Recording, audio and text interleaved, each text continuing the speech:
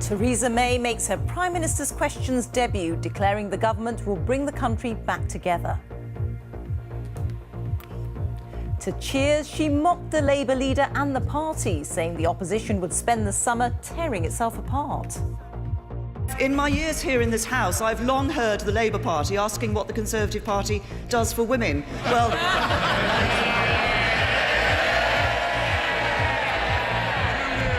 just keeps making us Prime Minister. As Mrs May prepares this afternoon to visit Germany, we'll be live with our correspondents in Westminster and Berlin. Also this lunchtime. Owen Smith, the challenger for the Labour leadership, says he'll make Jeremy Corbyn party president if he defeats him. Congratulations, Dad, we love you! The outsider triumphs. Donald Trump is formally nominated as the Republican Party's candidate for US president. Patients who don't visit their GP for 5 years face being removed from their doctor's practice in a bid by NHS England not to waste money. President Erdogan of Turkey holds an emergency Security Council meeting following the failed coup. Over 50,000 workers have now been suspended.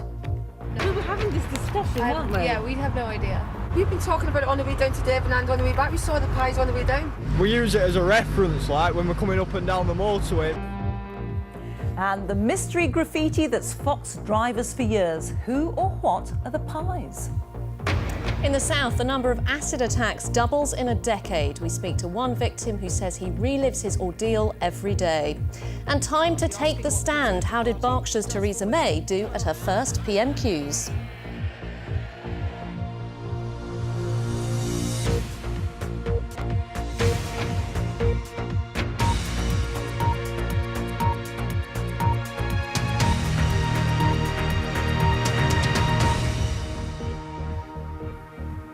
Good afternoon, welcome to the BBC News at 1.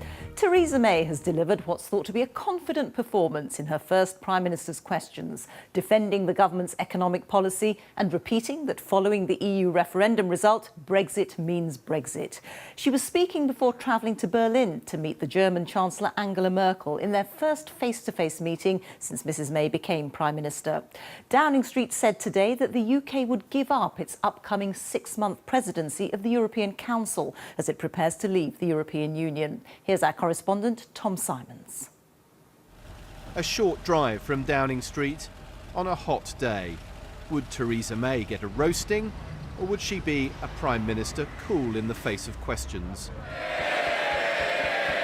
This morning, her supporters, who cheered her arrival, finally got to find out. Jeremy Corbyn, no longer the novice questioner, challenged her several times on the speech she made in Downing Street on taking office. She also addressed insecure workers, saying you have a job, but you don't always have job security. Would the government help secure more jobs, he said. Mrs May said improvements to the economy had helped with that and with unscrupulous bosses, which set up this attack. I suspect that there are many members on the opposition benches who might be familiar with an unscrupulous boss. A boss who doesn't listen to his workers, a boss who requires some of his workers to double their workload, a boss, and maybe even a boss who exploits the rules to further his own career. Remind him of anybody? More, shouted the Conservative backbenches. I know this is very funny for all Conservative members, but I do not suppose there's too many Conservative MPs who have to go to a food bank in order to supplement their family table. And later, was the government concerned about child poverty, he asked. We are concerned, she said. The answer was a strong economy. We are focused on building a country that works for everyone. That's an economy that ensures that everyone can benefit from the nation's wealth, a society where everyone gets the opportunities they deserve, and a democracy that everyone can have faith in. And finally, I would just say to the right honourable gentleman, the Labour Party may be about to spend several months fighting and tearing itself apart. The Conservative Party will be spending those months bringing this country back together. Some, having watched her as Home Secretary, might have expected a quieter, more policy-driven response to the questions.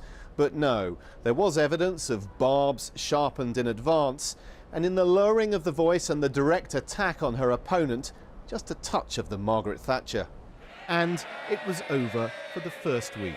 But was this a slight sigh of relief? Tom Simons, BBC News, Westminster. Well, in a moment we'll be speaking to our correspondent in Berlin, but first to our assistant political editor Norman Smith, who's in Westminster. Norman, Theresa May's first Prime Minister's questions, and she seemed pretty at home. Rita, I'm slightly rubbing my eyes and thinking, what on earth is going on here? Because we all expected the careful, cautious, safety-first Theresa May. Instead, what we got was more like Theresa May, the bruiser from Number 10, cuffing Jeremy Corbyn over his leadership, mocking Labour over its failure to appoint any female leaders, contrasting her success in reforming Stop and Search with Labour's failure to do so. And I'm kind of wondering, is someone putting something in her tea? Because we are totally having to revise our views on Mrs May. Far from being, a rather dull politician, in the space of 1 week, she's culled her cabinet, she's pledged to press the nuclear button, and now she's gone on the warpath at Westminster. And then this afternoon, she goes to Brussels to tell the German Chancellor Angela Merkel that Britain will not be bounced into leaving the EU. We'll take our time on triggering Article 50. But she also needs to establish a good relationship with Mrs Merkel. And there, it's fascinating, isn't it? Because the two women seem so similar, and you kind of think that will either work incredibly well and they'll get on together like a house on fire. If it doesn't, frankly, take cover. And Damien McGuinness in Berlin. Another first for Mrs May this afternoon, this one-to-one with Angela Merkel. How do you think she's likely to be received? Well, I think Norman's right. On the one hand, it's true that a lot of people here as well are speculating that the two women seem quite similar. They both have a quite pragmatic, non-ideological approach to politics, just what you might need in a time of crisis when you need to figure out a deal and compromise effectively. But, as we heard in Prime Minister questions just now, Mrs May's tone is ferocious, really. Mrs Merkel is a lot more conciliatory when it comes to negotiating a deal over Brexit. What Germany wants is, on the one hand, really to keep the British economy going. There's no sense here that Germany wants to punish Britain. That's because Germany and Britain really do have a lot of trade links together. It's very important for Germany that Britain doesn't go through a political or economic crisis, because that would have an impact on the rest of the EU. But at the same time, there are clear policy differences over Brexit between Mrs Merkel and Mrs May. What London, or many in London, say they want is almost full trade access to the single market, but on top of that, to control migration from the EU into Britain. Mrs Merkel has always been adamant that's just not possible, and she sticks to her words. She's not someone who says one thing and then changes her mind. So that's going to be the sticking point between Mrs Merkel and Mrs May. They're not going to be talking about those details today. As Norman said, this is very much about establishing a good working relationship in Germany's interests, in Britain's interests, and what Berlin wants is really to somehow, over the next few years, get a Brexit deal which suits Germany and suits Britain, but that's not going to be easy. OK, Damien, many thanks, and also, of course, to Norman in Westminster. The Labour leadership contender Owen Smith says he'll make Jeremy Corbyn president of the party if he wins the contest. Mr Smith has praised his rival but said he was not a leader. And he dismissed as complete nonsense claims that he once supported a bigger role for the private sector in the NHS. Here's our political correspondent Ian Watson. He refused pleas and threats from many of his own MPs to stand aside. So now Jeremy Corbyn is facing a head-on battle for his party's leadership. His sole challenger is now Owen Smith, who says he's just as radical but more competent than the current leader. Morning. He says he can heal Labour's divisions. Don't fall over. But there's an iron fist in a velvet glove. Owen Smith's arguing that unless he wins, his party's days are numbered. OK, thanks a lot, cheers. If we carry on the trajectory we've been on, it will split. That's why I'm standing. I went to see Jeremy on 3 occasions and said, you've got to realise that this party is teetering on the brink of extinction. Because if we split, we will be destroyed. That is why we need to heal the Labour Party. It's why we need a change in leadership at the top. It's why we need me to lead Labour and to bring us all back together. Yesterday, Angela Eagle gave up her leadership ambitions, she said, in the interests of party unity. The majority of Labour MPs then got behind Owen Smith. But it's not the people in there that he's got to convince, it's the wider party membership out here and all across the country. So who will decide Labour's fate? 388,000 party members who joined before mid-January will have an automatic right to vote in the leadership contest. Anyone else who shares the party's values can sign up as a Labour supporter by 5 p.m. today, pay £25 and get a say. Ballot papers are being sent out on August the 22nd and the leader will be announced on the 24th of September. Jeremy Corbyn elected as leader of the Labour Party. Last September, Jeremy Corbyn was elected with a large mandate. Nearly 60% of members and supporters backed him. And opinion polls suggest that Jeremy Corbyn is just as popular now. Many more people have come into the Labour Party because they feel inspired by the ideas that Jeremy Corbyn has put forward. And actually, we have changed the Labour Party under Jeremy's leadership. And there are signs that this contest is going to be robust, if not downright dirty. Some of Jeremy Corbyn's supporters have been closely scrutinising Owen Smith's CV. He was a former BBC journalist and a lobbyist for the pharmaceutical company Pfizer. His detractors say at the BBC he used a police hotline to bid for a radio interview.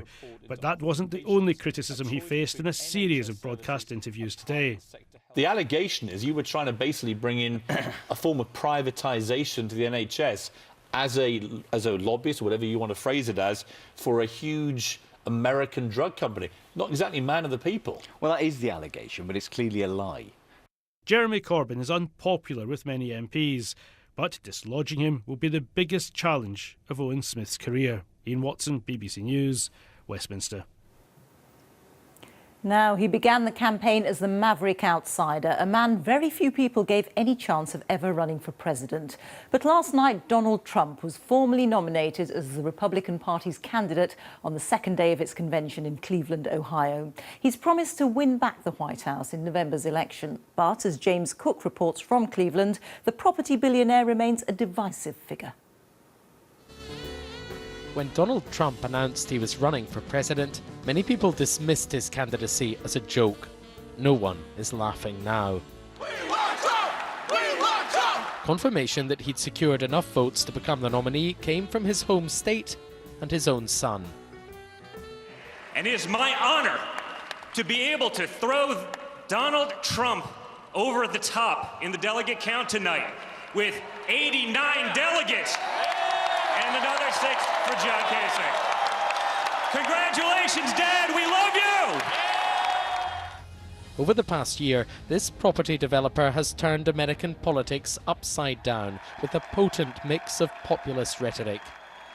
This is going to be a leadership, by the way, that puts the American people first. We're going to bring back our jobs. We're going to rebuild our depleted military and take care of our great veterans. We're going to have strong borders. We're going to get rid of ISIS. And we're going to restore law and order. But together, most importantly, we are going to make America great again.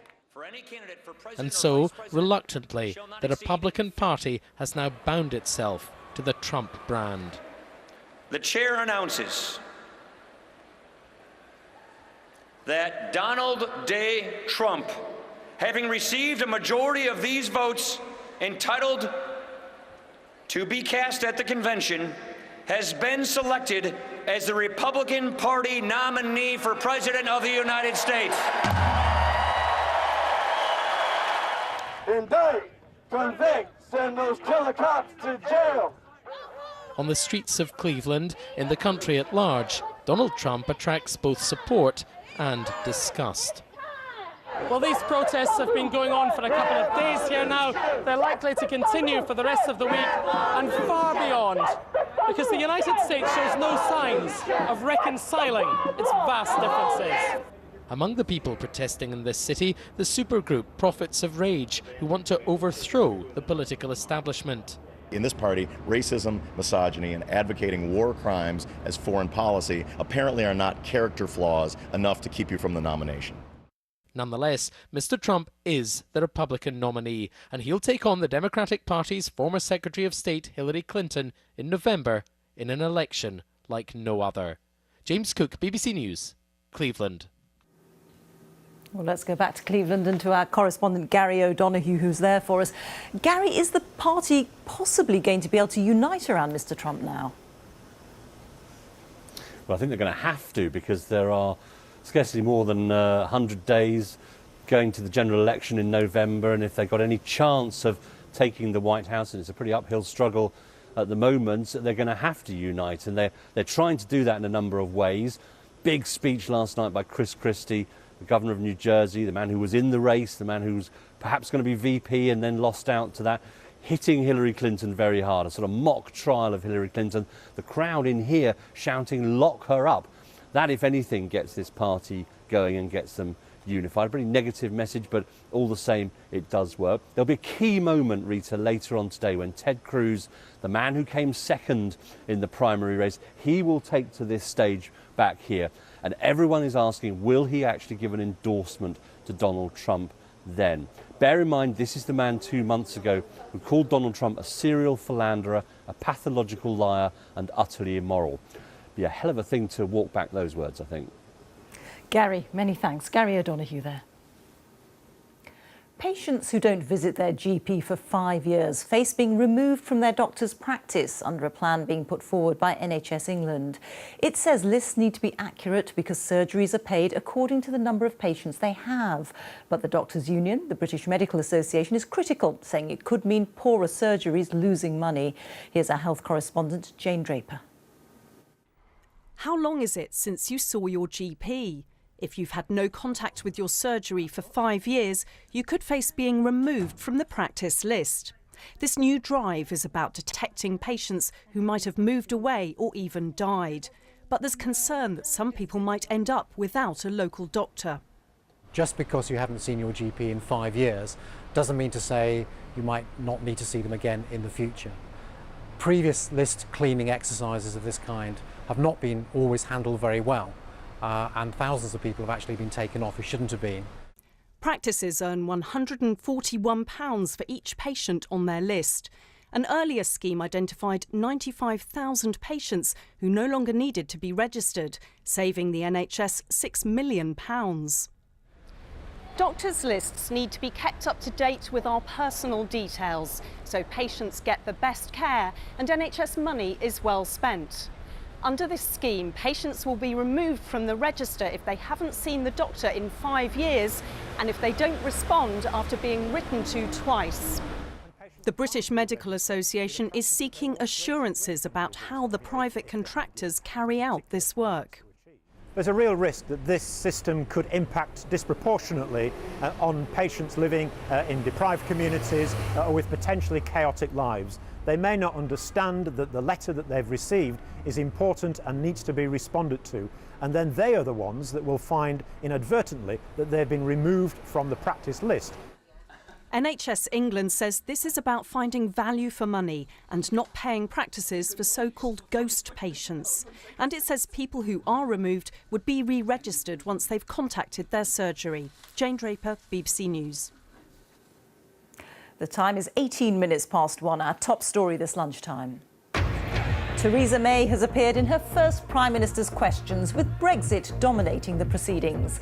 And still to come. So many people in the vehicles below on the M6 driving underneath this bridge look up and see the word pies and wonder what it is all about. Coming up, the South's rail woes continue. Commuters stranded at Waterloo last night, while overheated tracks led to delays in the Thames Valley. And sprucing up for showtime, the unusual setting for one of the South's most successful theatres.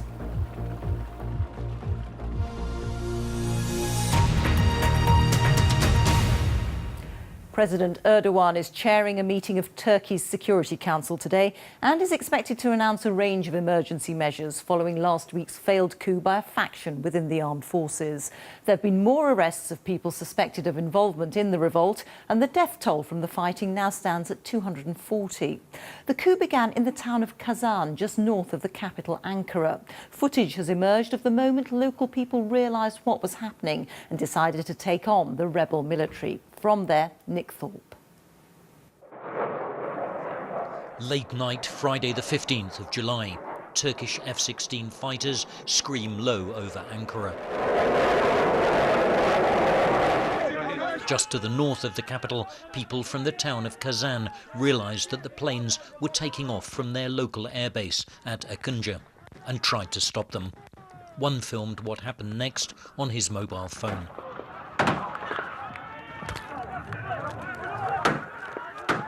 Ten people died here and dozens were wounded. Local Mayor Lokman Ertuğ helped organise the crowds surrounding the base. They only found out later that the coup attempt was organised from here. As people started understanding that the jets hitting Ankara were taking off from here, more and more gathered. First 3, then 5, then 8,000 people. They lit hay bales to confuse the pilots. Though the pilots and alleged coup leaders have been arrested, the situation at the main gate is still tense. We were told to stop filming. We never dreamt the army would fire on civilians. They were not our normal soldiers, but members of the junta. They were betraying their country. They were firing on unarmed civilians. These are the heartlands of President Erdogan's support, the dusty towns of central Anatolia, middle Turkey, you might call it. People here feel the president rescued them from centuries of neglect. The coup plotters underestimated their fierce loyalty to their elected leaders. And we can speak to Nick now. Nick, bring us up to date with what's happened. The number of people now detained or suspended from their jobs is extraordinary, 50,000 or more. That's right. Well, this is the other side. You saw in the short feature there the support that President Erdogan still has, but this crackdown on his critics in the society, many people are afraid that that is really going too far. Something like 40,000 people suspended from their jobs. It doesn't mean they've lost their jobs, but it does mean they're now under investigation. These are teachers at high schools, at universities, people in different government ministries. Really, hardly any area of Turkish society which has not been affected by this clampdown. No one knows, of course, where it's going to lead to, whether those people will simply be investigated and then allowed to continue as normal. But there's certainly, apart from the sort of triumph and celebrations of President Erdogan and the government supporters, this growing fear with all of those in society who are either not on his side, who are actively critical of him, that their turn is next, that while Turkish democracy may have survived the coup attempt, people are wondering what state it will stagger out of after this current purge of public society. OK, Nick, thank you. Nick Thorpe there. Pay rises slowed in the 3 months to the end of May, with average earnings up by 2.2%. The figures from the Office of National Statistics also shows that unemployment dropped to its lowest rate in 11 years. Our economics correspondent Andy Verity takes a look now at how the economy's been performing before and after the vote to leave the EU. The jobs market could be damaged, unemployment could rise, and there could be a recession. That was the warning about a Brexit vote from the Bank of England in May. We now know that as those warnings were given, unemployment was falling to its lowest in 11 years. In the 3 months from the start of March to the end of May, the jobless rate got down to 4.9%. On average, the weekly pay packet was £471, up just 2.2% less than before, or £10 a week more than the previous year. The latest data collected in just the last week suggests that households do know that their income from employment is going up faster than inflation, but at the same time, they're more worried about the near-term future than they have been for 2.5 years. I got the email through. So should households be that worried? This recruitment agency in Solihull says that since the vote, employers aren't holding back from recruitment. Even international companies are creating more jobs. We have a number of clients that operate internationally, and then we're worried about the impact that exiting Europe would have on them. Initially there was a knee-jerk reaction, and I would say that a number of our clients actually put the vacancies that we were working on hold, but that was only very short-lived, and we've had nearly all of those jobs that we were working on reinstated now.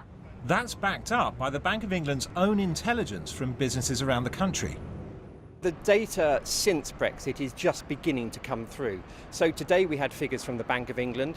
They have agents all over the country who speak to businesses about their hiring plans, their investment intentions. And the news from those agents is not too bad, actually. Companies are saying that they do expect an impact from the Brexit vote, but not immediately. It's going to happen more slowly over the next year or so. In some industries, skills shortages are pushing wages higher. In construction, pay rose by 7.3%, 3 times the average. The worry there isn't a Brexit slowdown, it's finding the staff to do the work. Andy Verity, BBC News. Police in Aberdeen are investigating the deaths of 3 people at a block of flats in the city. 2 men and a woman were killed. An eyewitness said one of them fell from the 12th floor of the block. Our Scotland correspondent Lorna Gordon is in Aberdeen for us now. Lorna, what more can you tell us about this? Well, Rita, within the last few minutes, the police here have been giving more details of how events here unfolded yesterday evening. They said police arrived at this estate in the north of Aberdeen at around 8 o'clock. They were responding to reports of an ongoing disturbance in one of the flats in the block you see behind me. When they arrived, they found a man and a woman injured in the flat. Their deaths are now being treated as murder. They also stated that while in attendance, a further man died after falling from a balcony in the block. It's believed it was a 12th floor balcony from which he fell. They wouldn't comment on whether or not they were talking to the man at the time he fell. People here, though, are very concerned at what happened yesterday evening. It was a very warm evening. There were a lot of kids playing at the time this disturbance took place. They were understandably very distressed at the events and the deaths of these 3 people who are believed to be locals and all believed to have been residents in the flat. Police are seeking to reassure them. They say they believe this was a contained incident. They say people here have nothing to worry about. They are still, though, investigating the circumstances of the death, looking into whether drugs or alcohol were in the flat and whether weapons were used. And because of the circumstances surrounding the death of the man who fell, this investigation has now been referred to the independent investigators here in Scotland who are known as PERC. Lorna, thank you. Scotland Yard says 8 people, among them 5 officers, were injured last night in Hyde Park when a water fight turned violent. Police moved in to disperse around 2,000 people after some tried to set up an unauthorised sound system. They were pelted with bottles. Now, have you ever seen this painted on a bridge or on a flyover? One simple word, pies, has mystified many drivers in the northwest of England for years. So what does it mean? Our correspondent Colin Patterson has been to investigate.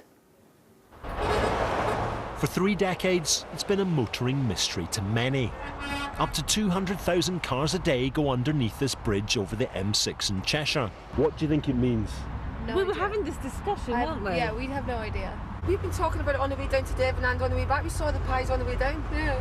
We use it as a reference, like when we're coming up and down the motorway, if we're talking to another driver. Is there some kind of special pie in the area that's for sale? We don't know, is it? So many people in the vehicles below on the M6 driving underneath this bridge look up and see the word pies and wonder what it is all about. Well, the answer is it's a band, one that's been about for a very long time.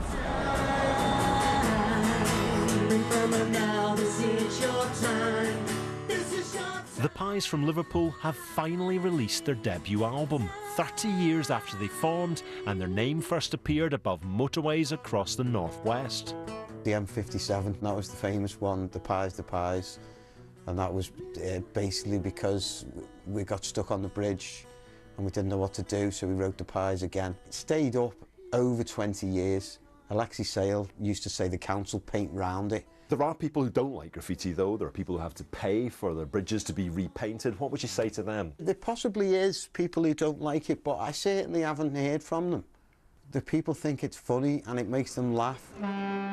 Year after year, their name kept appearing. The album never did.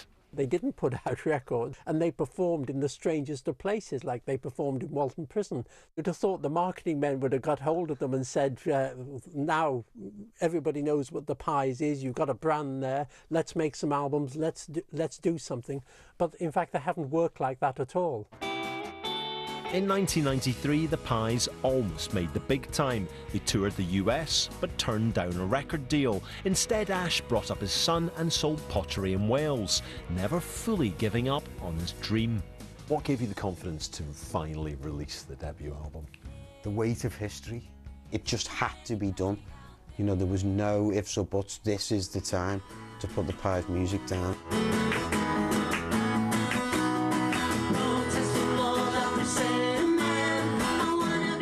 They're celebrating with a hometown gig on Saturday and don't expect the Pies to disappear from motorways anytime soon. And even if the people don't like us, we are mosquitoes on the side of humanity, so we will carry on, like, regardless. Colin Patterson, BBC News, between junction 18 and 19 on the M6.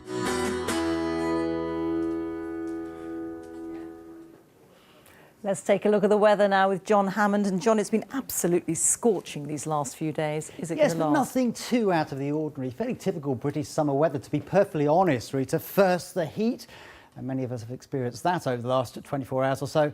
And then the thunderstorms. And if you live across northern parts of the UK, maybe you had a rude awakening earlier on this morning. This shot taken from parts of northern Britain, where we saw flashes of lightning and rumbles of thunder through this morning and some torrential rain. You can see the extent of the rain earlier on this morning, moving through northern England and into Scotland. And look at all this lightning. Yes, a very lively lunchtime across some parts of Scotland in particular. And we're going to see further downpours just like this in Perth and Kinross, I think, as we get into the afternoon. Scotland and parts of England will be the breeding ground for further heavy thundery downpours. The possibility of flash flooding locally. Check out your BBC local radio station. So into this afternoon, this is a snapshot for 4 o'clock, and you can see the thunderstorms across a good part of Scotland actually, and down through parts of northern England as well. You know what thunderstorms are like? They're pretty localised, so some places avoiding them entirely, and certainly across the more western areas, western parts of England and Wales. A very pleasant afternoon to come in. The sunshine, still a bit of heat further east, nudging 30 degrees, and that might just spark the odd isolated thunderstorm, but nothing too widespread across southern areas. And then we're going to see this cold front pushing across the country, and that will introduce less humid air. So later on tonight, humidity is beginning to come down. It won't be just as oppressive as it was for some of us last night. Temperatures down into the teens. Now, tomorrow it's kind of back to normal, really. You won't see those severe thunderstorms. There will, though, from the word go, be increasing cloud and some showers pushing into parts of northern Ireland. Some other western areas will see 1 or 2 sharp showers developing as we get into the afternoon. Still some brightness around, but a fair bit of cloud. Despite that, up into the mid-20s in the best of the sunshine across eastern areas. Very pleasant, somewhat cooler further west. The weather coming in from the Atlantic as we look towards the end of the week. This little frontal system will bring a band of cloud and some outbreaks of rain, a very narrow band of rain, but some showers breaking out ahead of that across some central and eastern parts of England. And again, they could be quite sharp. In the sunshine, again, temperatures are reaching respectability, pleasantly warm. For the weekend, more fronts coming in off the Atlantic. So yeah, it's business as usual, frankly. Not a write-off by any stretch of the imagination. In the sunshine, I think it'll feel pleasant enough, particularly across the more eastern areas. Temperatures doing pretty well. But nobody immune from some rain at some stage through this weekend. A mixed bag, Rita. John, thank you. Now a reminder of our top story this lunchtime. Theresa May has appeared in her first Prime Minister's questions, with Brexit dominating the proceedings. Well, that's all from us. Now on BBC One, it's time for the news where you are. Have a good afternoon. Bye-bye.